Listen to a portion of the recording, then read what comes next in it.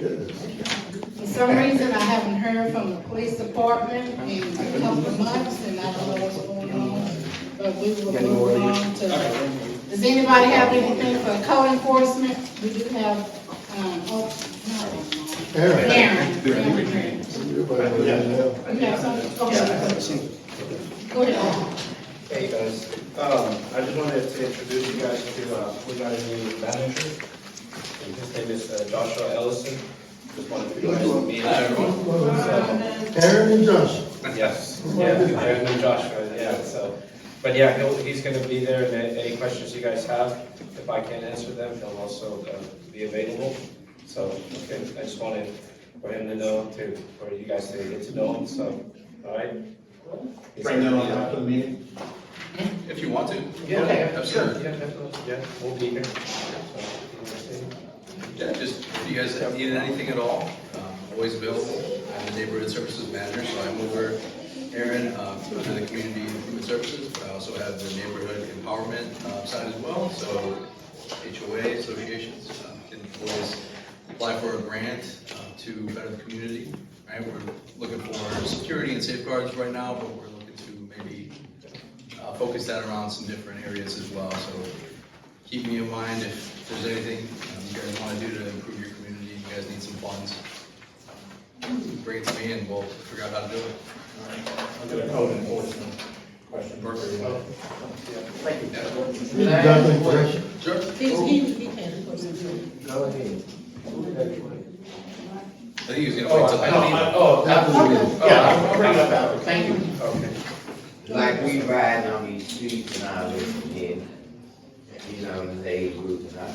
Who owns the streets? Who owns the streets? The streets? Oh, streets, there is a separate, streets department. So it depends whether you go, through the streets department or the police department. Because they do like half and half, it depends, I guess, what it is. Yeah. The reason why I ask this question, down at the American Legion House, widespread directly across. I asked the girls down there, if maybe they should go without the chief of police or something. Yeah. We've been having a problem with this Hispanic name. Okay. It just happened directly at the center of those. Yeah. And every time, you know, people pull up more, Yeah. he's harassing. Okay. He's trying to make people move out like this.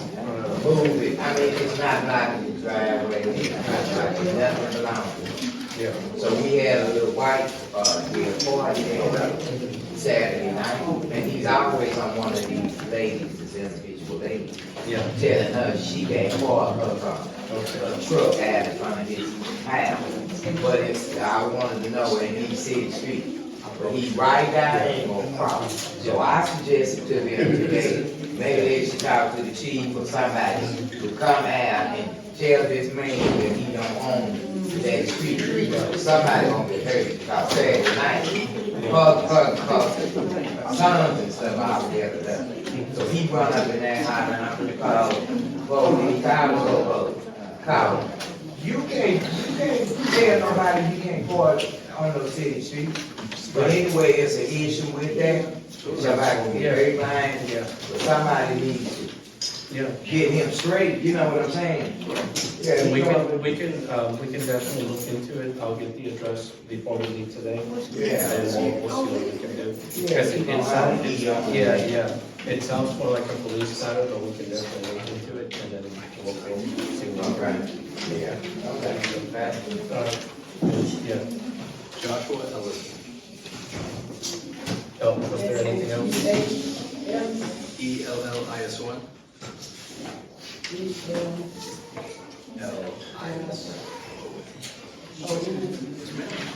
ELLISON.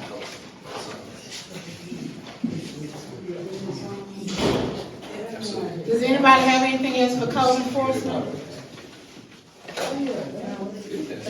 Yeah, thank you, thank you. You'll be here after the meeting, right? Yes, yeah.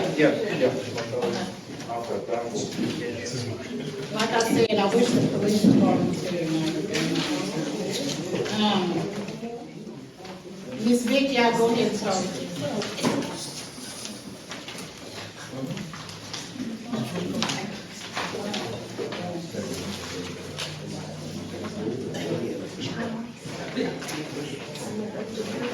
Well, hello, everybody. It's good to be back. I get a chance to meet with you all. Last month, I was in Washington, D.C., advocating for we've gonna have some electrical issues. We got issues in the airport. We got issues here. We got issues there. So we have to kind of go above and beyond the state of Texas. We spoke with those folks, and then we had an opportunity to go to the big dogs up there in the state capitol. So that was very exciting, but I'm always on how to advocate for Texas. First thing, I want to say something about the Quakertown Memorial. It is coming along. We're still having some of these educational moments. We had something here on Saturday, about the story of Quakertown. I had a chance to meet with the Denton Rotary Club, not just the ones just here in Denton, but now we've expanded that story out all over the district, all over the region. So that means all the Rotarians all over the region, Arlington, Fort Worth, Dallas, all of those people that heard the same story. So they were very excited for our story here and us being able to push that story out there. We did hear about the opportunity for this story to become a documentary, a 4-part documentary, which is going to be cool. I expect to see it on KERA, just kind of, working it up. And then, of course, it's going to culminate, hopefully in the next year or two, into a really, really nice memorial, a reconciliation memorial. I am going to keep this on a positive level because I'm a positive person, and we will talk about the perseverance of the people. We're still here. We still have relatives here. We have offspring here. We're still here. Let's concentrate on that part instead of the sad part of the story. We're going to just talk about just us surviving all of that. Okay? Okay, so I know you're looking at me now and getting a little faster. Okay? So then the other thing is the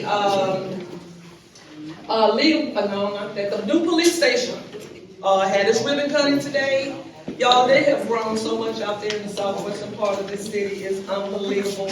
Out there off of Bonnie Gray, way out there on Bennett Road, they have a whole brand new police station up there. I understand that it's going to be staffed with about half of the department is here and the other half is going to move out that way. That's how big that area is. So we're going to have to start hiring more police officers. The place just keeps growing. And so we'll be coming back to that. And speaking of that, how we're going to get there, you all know that we have a bond election that is hopefully in the works if it's approved, but we've got to get the committee started. So my job right now is to find 4 people from my district to sit on that bond committee. I'm going to be, if somebody wants to sit on it, they didn't say so-and-so can't be on it, so-and-so can't be on it. Whoever wants to be on it, please let me know if you're interested in being on the bond committee. That bond committee is going to cover streets. We're going to try to get Mingo Road done, and we're going to be working with Texas Women's University. We're going to be it's stuff we need to buy. So that's what the bond is for. And of course, that's going to go before the voters. Over $300 million sound like a lot of money. The ISD is asking for $1.4 billion because we got schools that we're going to have to build. New high schools. I do understand a new high school is going to come up down here by that. Y'all know where that Prairie on 380 down there with that Prairie House is? All back there is going to be school, new high school, new elementary school. It's getting ready. It's coming.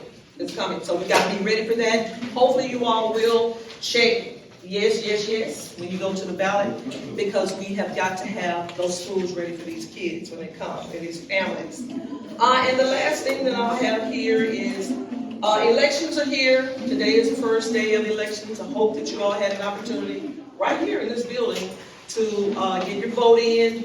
I would encourage you all to take a look at the League of Women Voters Forum. That's when the last time we all as representatives or people that's trying to run that are running, we had a chance to sit down together and voice what we know and what we think. So you all be sure and take a look at that and make the best decision for you and your community. I think that's all that I have for now. Councilwoman? Yes. Did you mention on May 2nd there's going to be a voting in City Council for that money, for that film? I did not, but if that is and what it is, I'm sure I'm saying yes, because it's a very We important. need people to come out and be in that city council meeting to show support of that $250,000 I think for the vote. that it is gonna be, it's a good thing.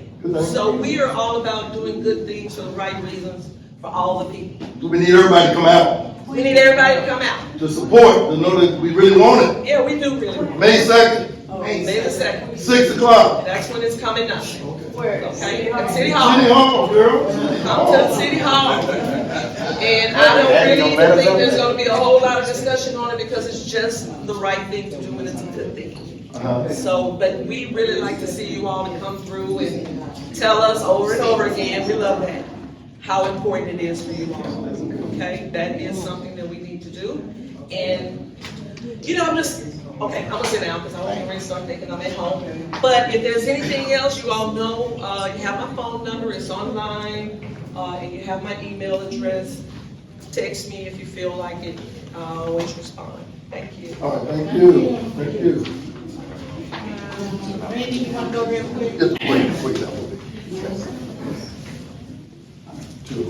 So to follow up on the story of Quaker, have a different way of looking at the same information we've been talking about. Here's Quakertown Park as it is now. On this slide is how Quaker looked in 1920. So it shows where the families lived, and it shows where the houses were. And this is part of the information that we've got to make sure that we record for our history's sake. So I just wanted to pass this around so that you can see it. And then, got some exciting information. My wife was approved by Texas Women's University to write the story that begins with Quaker and then goes into the Interracial Women's Fellowship. So that's going to be happening. Great.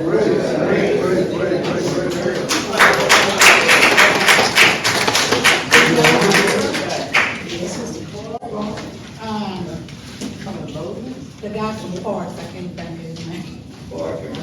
Which one? We got two of them here. Chris? Yes. We got Omar here as well. Chris, okay.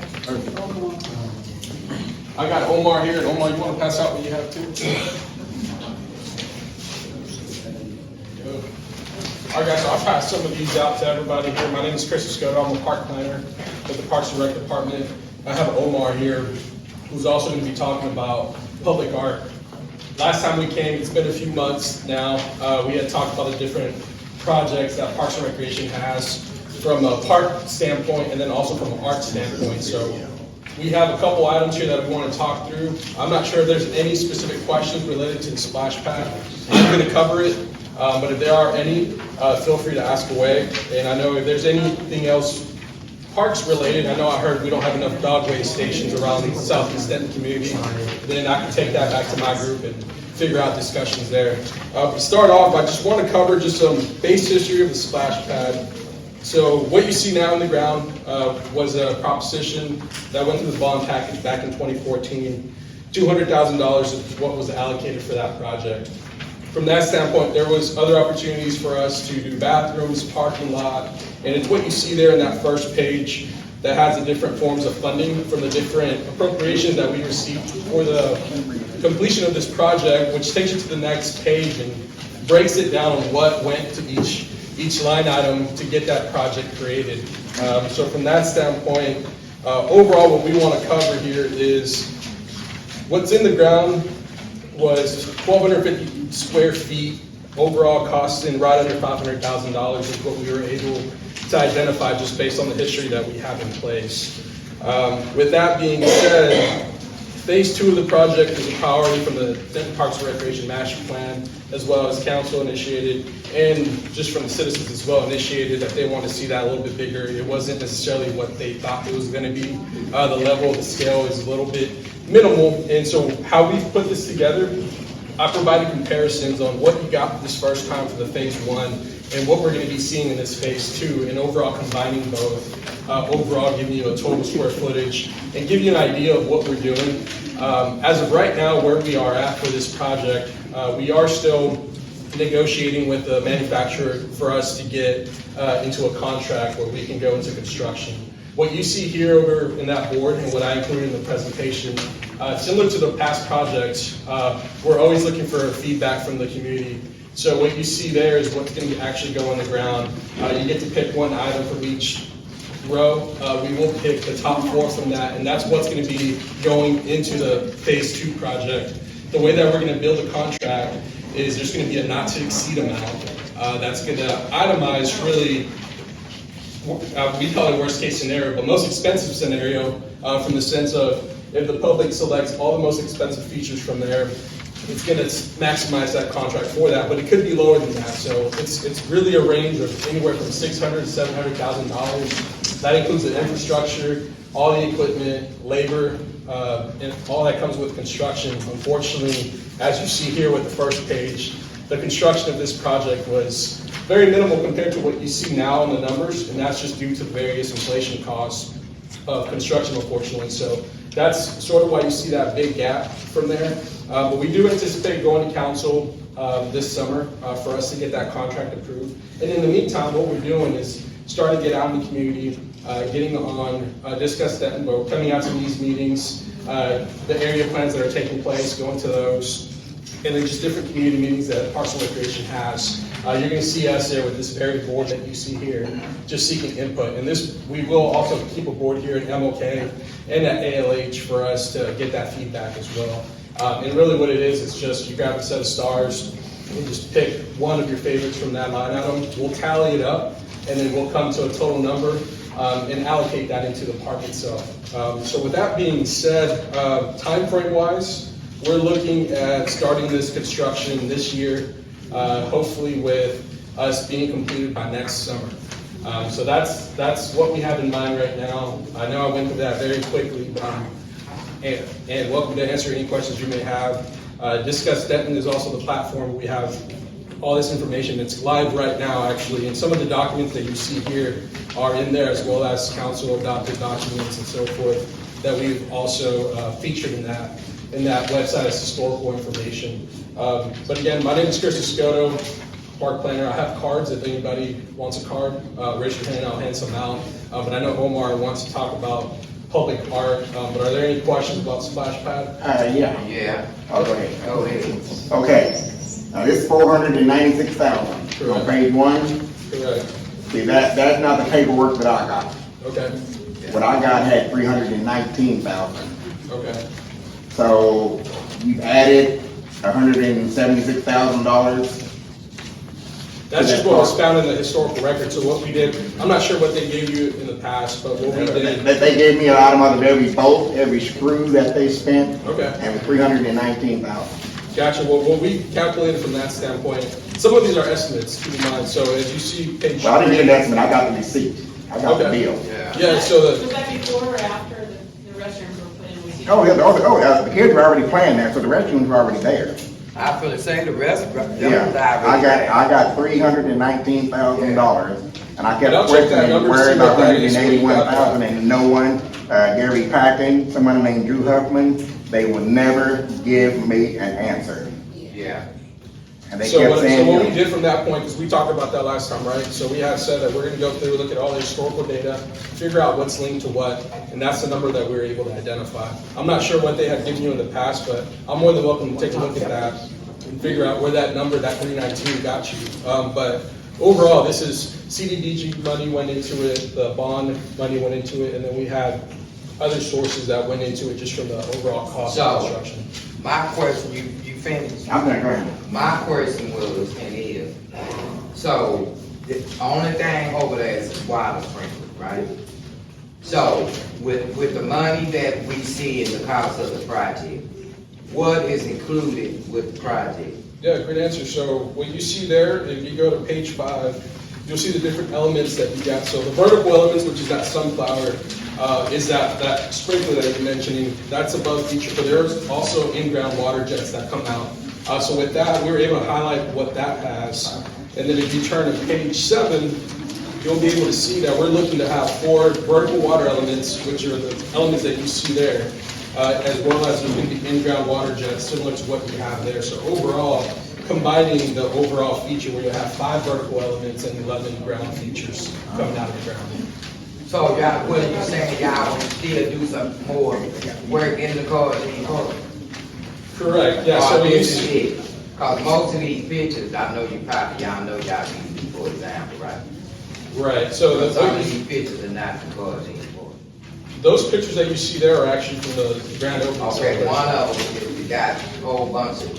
Yeah, so the stuff one, that's not cars in court. yeah, if you see number 4, I put this as historical reference. I know there was at one point mentioned that we received a photo that looked to be grand, it looked to be, there's a lot of features in it. So that's that feature that they gave when they were trying to give an example of what a splash pad is. In this scenario, what the bond package funded was a small to medium-sized splash pad. This is not a small to medium splash pad what you see in that photo. So what we have, page 5 has actual grand opening photos of the event. Page 6 is the same photo. So this part with this, I'm scared to call that it's, water sprinkler because the kids can't get wet. But my question is, once they gave us and came up here and told us, these big fake pictures that they did show us, I'm still worrying about this cost of the project, right? So in all, it's still money there. What are they doing? I'm glad you mentioned that. So Can when we I was get some nails on the board? yeah, whenever I was here last time, we had mentioned that council appropriated ARPA funding, which is the American Relief Plan Act, that provided some funding. So there's $3.4 million that were allocated for Parks and Recreation for 4 different projects. Carl Young is one of them. Right now, there's $800,000 available. That's why you see that 600 to 800 range. We are looking to try to maximize the space that you have with these splash pad features. But not only that, we're also looking at the sidewalks, internal sidewalks. How can we increase that? How are pet way stations? How can we continue to add more amenities? I know we identified the basketball court. Basketball court is it's not wide enough essentially. And then there's benches that need to get added, and just different things like that we have identified. And whether it's this go around, it probably may not happen, but it is something that we're looking at and maybe applying next year. I guess this year for CDBG funding for us to try to get some of those resources allocated. So we're always looking to upgrade the parks. But I don't think this is really fair to the community children. We went and I said a couple of days when we got up and look, some of these kids, it was so many of them, they couldn't get wet. I wanted to go buy one of those from Walmart. But my thing is, this is so small and little. These kids is pushing and they was fighting, trying to get wet. So I don't understand the pictures, the fake pictures they bought and showed us and we picked thinking it was gonna be like the water park over here. That this is not enough, nothing for our community children. But they get over there, they fight, they pushing each other and blah, blah, blah. That's not enough water coming out of here and it just don't help and cover the children in this community. And it's really sad to see them the way they carry out when they over there. And I agree. But for this much money, baby, we should have slip and slide, Ferris wheel and everything coming up with this stuff ain't that. Right. And so that, like I mentioned, that phase 1, that's unfortunately at that time, that's what was appropriate and what the community got. But what we're looking to do now, we are looking to add more square footage, so you'll basically have double the amount. We're gonna add another pad, is what you see here in this orange. That's what that new rendering is gonna look, how it's gonna be expanded, and it also highlights how many water features you're gonna be having in that. So overall, you're gonna have 2,500 square feet available to play. So it is doubling that size, and like I was mentioning, that price difference, unfortunately, because of inflation costs and whatnot, it's a little bit substantial. But we are looking to do right from that matter, and making that space where it's adequate for all kids, all abilities, and being able to play out there in a safe manner. So when is this supposed to take place? We're looking to start this fall. So we are going to council, like I mentioned, this summer for us to get this contract approved for craftsmen. Once we get that established, then we're going to start all the information with construction documents where we're hoping to break ground this September. So typically, after Labor Day is when Carl Young closes. I know right now I'm actually talking with CIP due to the roads being upgraded within the area. It may close earlier. I'm not sure. I actually have a meeting tomorrow to identify what that looks like. But as of right now, we are looking to close this September and hopefully open back up by next summer for us to get that summer season. Okay, we'll be looking forward to that. Yep, and again, just like I mentioned last time, I'll be coming back. I'll also be coming back once we have that contract approved, and also just let you know what that final renders is going to look. Once we have those items selected, we'll be able to envision what that actually looks like. If you look at one of the pages here, it actually has a feature, which is this page that has a schematic. That bottom one was a rendering that was provided by Craftsman. And you look at that top one, it's an actual photo in the ground. So we're going to be providing similar items for us to come back and let you critique and let us know, hey, we want this different, and figure out what that final cost is and see what we can do past what you have established there just from a splash park render. But yes, ma'am. Is this gonna also include some extra parking around there? It's only like about Yeah. 8 parking spaces. So that was something that we did here. That's a challenge. So that's something that we've identified, but it's not necessarily reflected in this price. If we start looking into that, we're probably going to get the same scenario as we did last time, where we're taking away funding from what the community has selected. So that's something that we're looking at as in phase 3, so to say, the CDBG funding or whatever that may be for us to get to that point. Any other questions, guys? So tonight is for the market to vote before we leave, right? Correct. Yep, I'll stay here after the meeting. I'll kind of show you what we have, talk about them, and yep, you'll mark them up, and we'll take that back. Great. If extra parking is gonna take away from the park, all these teams can walk over there to, parking. Yeah, so I mean, that's 10-minute walk is one of our initiatives. So we do, there's a campaign out there nationwide, that 10-minute walk to a park. That's one of our goals that we try to do from a master plan standpoint for all parks. So that very well could be something that could occur, either walk or bike, but that is an option for sure. And that's something that we encourage as well. Great, Omar. Thank you, guys. I'm just going to talk to you real quick about where we're at with the Sycamore Street mural project. I really wish I had a video to show you, but we'll have to do it for this. What I will do is I will put this on the Discuss Denton page so you can see the images in full color and you can zoom in and everything, so you'll get to see sort of the vibrance of what we've got. So just to recap, we did 2 scopes for the Sycamore Street Bridge. And if you look at actually the first image on this PowerPoint, you can see the bridge as it is now. The mural there was sort of abstract. It had sort of hues of purple, but it was sort of beyond repair or restoration, so we thought we'd just go start and try to find something fresh and new. And we came to the community and asked what they would like to see in terms of imagery and theme, and Sedna and other stakeholders suggested a theme based on monarch butterflies and sort of vibrant, colorful flowers, so that's what we're going with. We had 2 rounds of scope of work RFP, I guess, reception. In the first round, we did not put a budget in the document because we thought we didn't want to enforce the artificial ceiling. That turned out to be a little bit of miscalculation because the projects we got ranged from about $7,500, which is about the ceiling of what you think this project should cost, to something like $130,000, which was just a little untenable for what we want to do. I've gone through and included the RFPs we did receive. So if you look at the first one, it sort of provides an image of what they intended to do and the price. So for example, this first one by Andrea and Alex Polson is $25,000. And then as you go through, you can see the other ones are 16, 23, 130,000, and 60,000.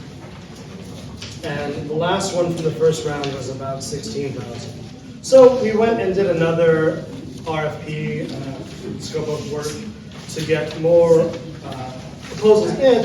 And in that round, I actively sent emails out to maybe about 100 regional muralists just to get into that network and get their responses. And so from that response, we have these last 3 slides that I'll just point out really quickly that are way more in line with what we want to do.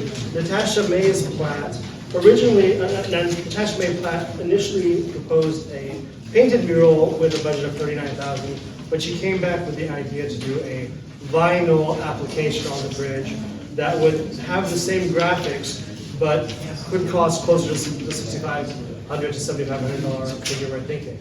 And then Kirk Cease came in the first round with a $7,500 painted mural project. You can see that imagery there. It's hard to tell in the printed document, but he's got a series of monarch butterflies against a sort of soft focus background of green leaves and pink and violet flowers. Rihanna Deck is an artist from Oklahoma, and her proposed budget was around $7,500.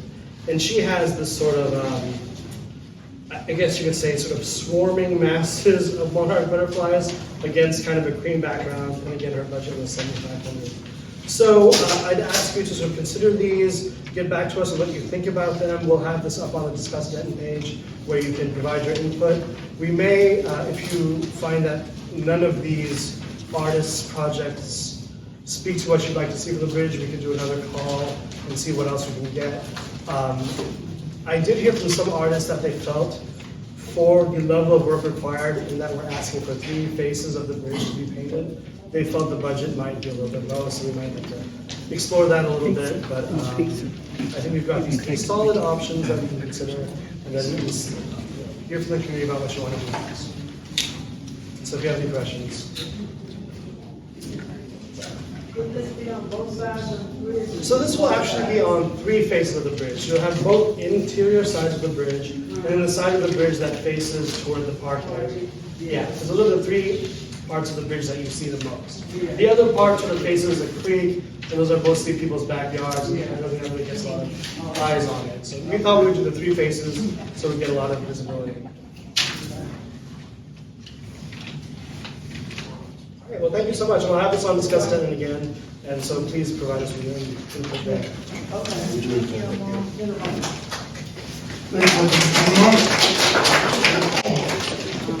Before I turn it over to planning, did I miss anybody? Okay, Julie. Hello. Good evening. I'm Julie Wyatt with the Planning Department, and I have Shai Roos with me here tonight. She's with our project team. As I'm sure all of you are aware, we have begun the Southeast Denton Area Plan, and we're super excited about it. We had our listening sessions last week. I think some of y'all attended those. I believe we had 5 listening sessions, and that really was our project team, our consultant team coming out and just asking questions of the community and getting that unfiltered feedback. And that's really where we wanted to start with this plan, to start with listening to the community before we go on to the next of the public engagement activities. But I don't have a super formal presentation tonight, but I do want to give just a little bit of background information about why we're doing the small area plan. What is a small area plan? I know we talked about it last year, but just as a reminder. And then I have a few call to action items for you. So to start out, as you're probably aware, we have a lot of development pressures in Southeast Denton. We have a lot of development pressures in Denton as a whole, but in Southeast Denton, we also, those pressures are coming to bear. You've seen that in projects that you've been made aware of and that are coming forward. So as part of that, we wanted to reach out to the community to create this small area plan to see what it is that the community wants to see in the area and to get that vision for Southeast Denton. And so really that's why we're doing what we're doing. The purpose of this plan is to identify those areas that we want to preserve. That we want to preserve those important areas of our community, our cultural areas, that character of Southeast Denton. We want to preserve that. We also want to address those development pressures, and as part of that, look at what areas that the community would be okay with change. We want to see those areas where that change may be able to occur. We want to hear ideas for future improvement, things like park improvements, transportation improvements, that connectivity through trails or that quality of life. We want to hear that from the community. And then we also want to, as part of that, look at those recommendations for capital improvements. So where the city's going to spend those dollars, and not only infrastructure for those things like parks, but sidewalks, roadways, maybe drainage improvements. A small area plan looks at actions, those actions that can be immediate, something that we can take care of in under a year. Those short-term actions, things that will take a little longer, up to maybe 3 years.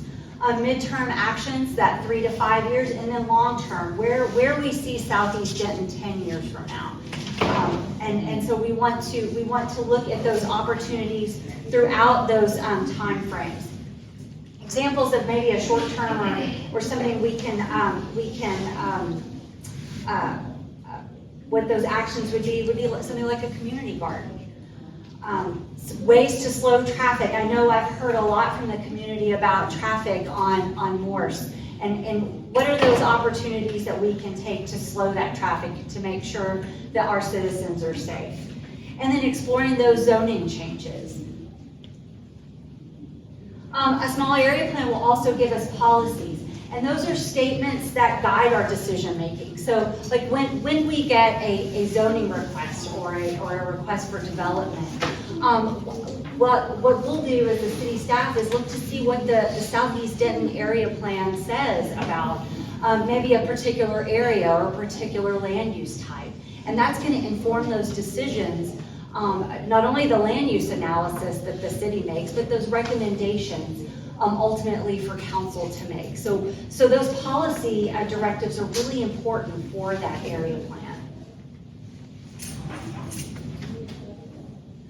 It's going to give us, as I mentioned, indications as to those capital improvements, those things that we need to invest our money in. Things like parks, recreation centers, streets and sidewalks, and then, as I mentioned, that stormwater.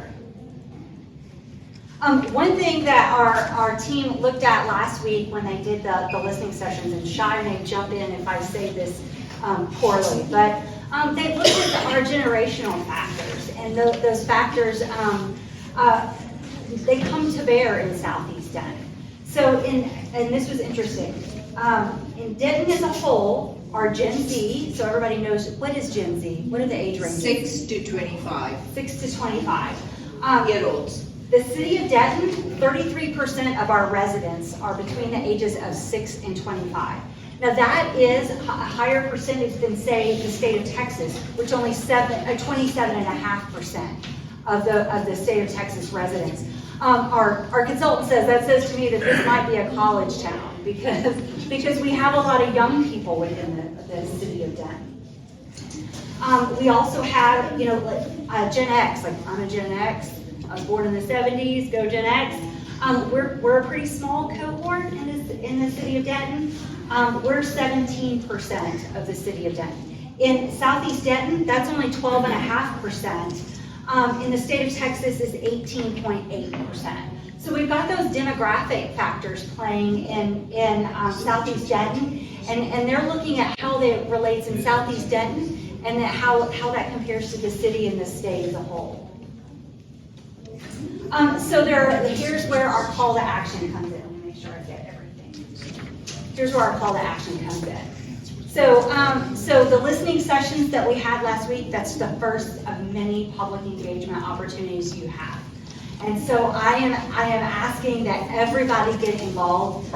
Starting next month, we're going to start having online surveys. So those online surveys, I want you to log in and make sure you give your opinion through that medium as well. After that, we're going to have more in-person public engagement. We're going to have a design charrette. That's really where you're going to sit down with our project team, and we're going to draw out. We're going to look to see those areas of change and those areas of preservation, and we're going to draw that out. We're also going to have a visioning workshop around the same time. So we're going to have the design, we're also going to have the visioning. And that really is getting down to what the community wants to see. And then throughout the entire public engagement, we have a steering committee. And that's going to be about 13 members of our community. what they're gonna do is provide feedback and guidance to that project team. So they're gonna be meeting at key milestones. What the project team will do is provide data or information to that steering committee, something for them to respond to. And what we want to make sure is that all those voices are heard. So what I need from you, I know we have a few here tonight who have expressed potentially interest in the steering committee. If you are interested in the steering committee, or if you know someone who may be interested in the steering committee, we want to hear from you. We want to get that committee in place so that we can get started. I've got Shai is raising her hand. I just wanted to say, if you can encourage your kids or grandkids to please participate, we would like to have all the generations in the steering committee, just because it's very important to get all the perspectives. So as y'all are 33.3% Gen Z, let's have some of them take some responsibility for their future instead of picketing when they don't get what they want. And Shai brought up a really good point. During all the conversation that the project team had last week, this is my second call to action. So the first call to action is steering committee, and the second call to action is to help us figure out how to get our young people involved in this plan, and bring them out to the public engagement items, to have them do the online surveys. I know I have teenagers, they're all online all the time. So what we want to do is not only have the people in this room at all of these community meetings, but also your kids and your grandkids. So bring them all out, because we really want to hear from all of the voices within Southeast Denton. So those are my two call to action items. And this is intended to be completed in February of next year. So we will do this public engagement throughout the summer, and then there's going to be coming back with recommendations from that project team that the steering committee is going to look at, and the public is also going to have an opportunity to look at. So that really concludes my information regarding the small area plan. Were there any questions? If you plan to have any of the meetings actually on school campus, like in the school cafeteria, when you lay out your map and people start putting little stars where they want certain things done, is there actually any plan to have it really at the school? We absolutely can. During the listening sessions, we had them at the two community centers, but we have formed relationships with your elementary school here as well as Fred Moore, and so we do want to make sure that we capture all of those areas. Mia and I'm sure you've met Mia. We actually went to Career Day at Fred Moore. We tried to inspire the next generation of planners.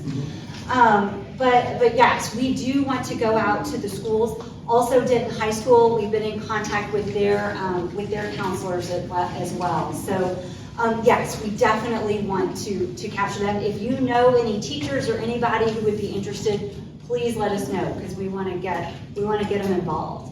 Well, they're going to sit to the school, y'all big dogs with him.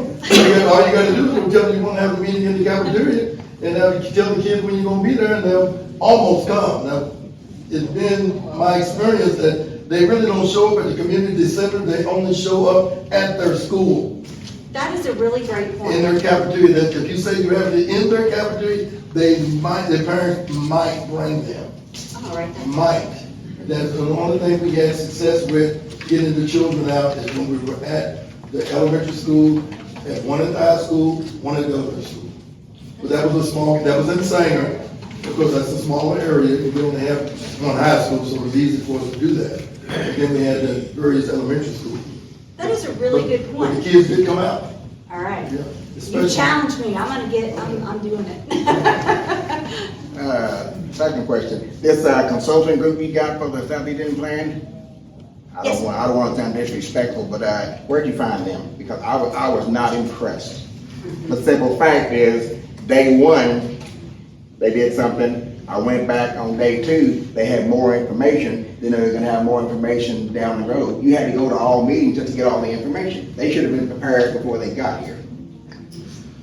Well, I have Shai here, she is with that project team. I wasn't in the listening session, so she might be able to give more information. Okay, because I actually pulled them aside, I'm like, hey, I don't know where they found you, but the information I got today, I got more information on the second day, and you said you're gonna have more Saturday. Not everybody can make all 4 of those meetings, so a lot of information was missed because each day they had something different. And that's not fair. So, just to piggyback, really, each one of those sessions were different? They were different They information. were not supposed to be different. They were meant to just listen to the community. Right. The information we had was just out of, to spark a conversation and to spark that interest, and not to share any information. The idea was to listen to you. All of those will be put online so everyone can see it, but that wasn't the purpose of the meetings at all. The purpose of the meetings was to listen to you, and we just put it there for conversational elements. So the reason you saw something more the next day was because we heard things on the first day that we thought, oh, okay, if we had this, that might get more interest out. Then we had some more the next day because what we heard the second day, we thought, oh, this might bring out more conversation. So all the purpose of it was to listen to you all and get you all talking to us, not to give you any information. Plus, all of it will be on there, and the only thing we added was the population because there seemed to be a confusion about what kind of demographics were in the area, because we weren't seeing any younger folks coming to the meeting. Right. And so just out of curiosity, we looked up and said, well, what is the numbers? And we found out that there were a lot more younger folks, and so we wanted to ask you all, that's why the information was there, to ask you, where are your young kids? What are they doing in the area? So that's why we had it, but it will all be on Discussed Ended. What I would like to do is pick back up on your concern, because I was on probably the first small area plan for that West Oak Hickory Gateway thing. We had the exact same problem with consultants coming in telling us how it's going to be. So we got together as a commission and we told Ron and the other people that were there, we don't need consultants telling us that.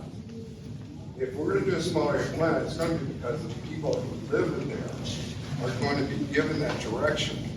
And that's what I would encourage for this area plan as well. You don't need consultants. You guys went to a total different meeting I went to. Exactly. The meeting I went to, didn't Mitchell Silver do the meetings? All 5. Yeah. He did all of them? Yeah. Oh, I'm trying to wonder I'm trying to understand what the issue is then. Mitchell's, where he came. We added 2 slides on the second time because the first time, there was some conversation, but there was no data, so we added 2 slides that talked about what the growth was gonna be the next 6 months and who lives in the area. So those were 2 slides that we added after the first session, but we're happy to, all of it will be online. And then when we do come for community visioning as well as the design, where you all will be designing your own neighborhood, all of that information will be on board for you to look at. Okay. I mean, he put the questions up on the board, he went through and asked us what we thought about those questions. That's what we did in all the That's what he did in my meeting, that's what he did. He said, I do not want to put in my opinion. He's qualified that, unless he was doing that just for me. I mean. Truly, that was the entire purpose, was to listen to you and to hear from you all what your issues were, what your concerns were, what your needs are. Yes. And we literally have not even started the assessment. We just looked because we didn't want to color our ideas with anything before we listened to the community, which is why we had to look up that data after we heard from you. We looked it up the very next day. We still have to do assessments, so starting this week, we are gonna now start looking at the area and do assessment, because sometimes you do your research And we're planners, we're human beings too. If we look at numbers, we look at research, you form some ideas in your head, and we did not want to come with any ideas at all to you all. We really wanted to hear from you first, and then decide do the assessment. So we haven't yet done the assessment. When we do it, all of this information will be on the website. Okay.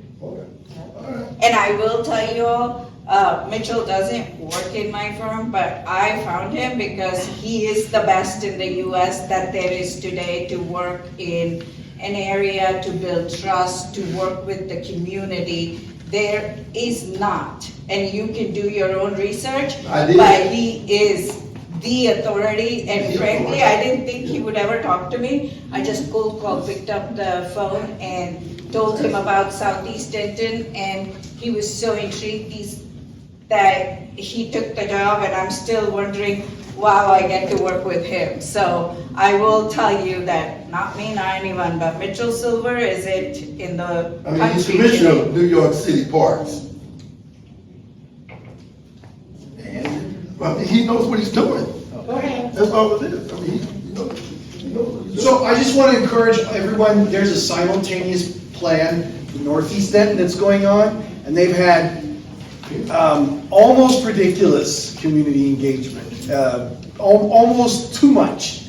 And so in an attempt to elicit a little healthy competition, y'all can't let my area up in Northeast Denton have more engagement than here in Southeast Denton. Right. Yeah, we can't let that happen, right? Right. So you need, I'm encouraging you to come involved, because I've watched the planners and the consultants hear and listen and make alterations to where they thought things were going based on the feedback of the Northeast Denton plan.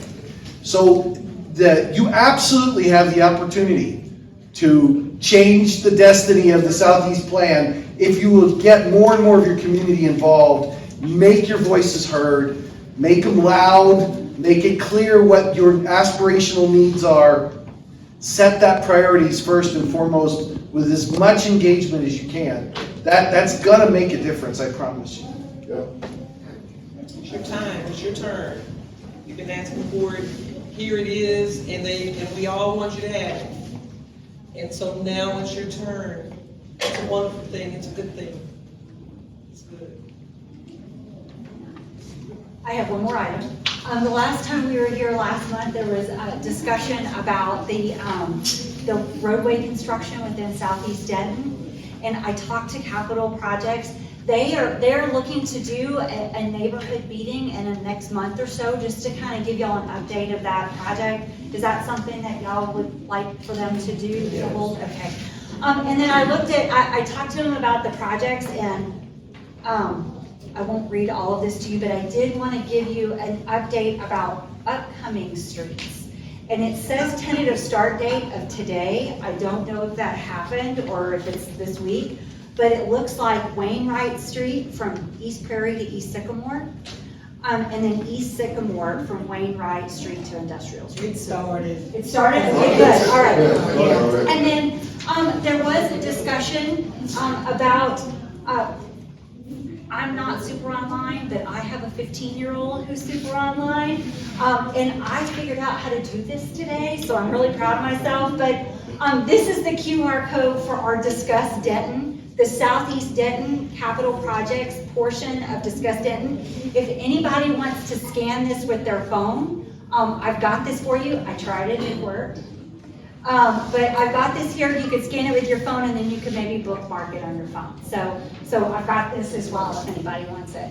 That's all that I have. If there's any other questions or comments, I'll be happy to take them. Otherwise, I'm just really excited. Yes, ma'am. I hope and I pray that y'all, whoever designing these speed bumps, I want y'all to be careful what you're asking for about them speed bumps. Because if they done took it down, it was a long battle fight for me. That speed bump, that's not a speed bump. They took half of that street, right at the corner of Pick and Mill. And if somebody comes down there and not aware of that being out in there, they gonna hurt, kill themselves. It wasn't nothing but a death trap. I don't care if you're going slow. If you hit that, you either would have ran into my house, my vehicle. There was no way around it. Bad. They finally took it down the other day. Oh, that's good. And I hope that they don't put it on any more streets over in Southeast Kent. Not that, that's not a speed bump. I don't know what it is, but it's not a speed bump. Not bad. It pays to come to the meeting Yeah, it does. And talk. and talk. And call the people at the city. Thank you, Jen. All right, thank you, gentlemen. Thank you. Again, thank you everybody for coming out. I even see some new people. Thank you guys for coming out.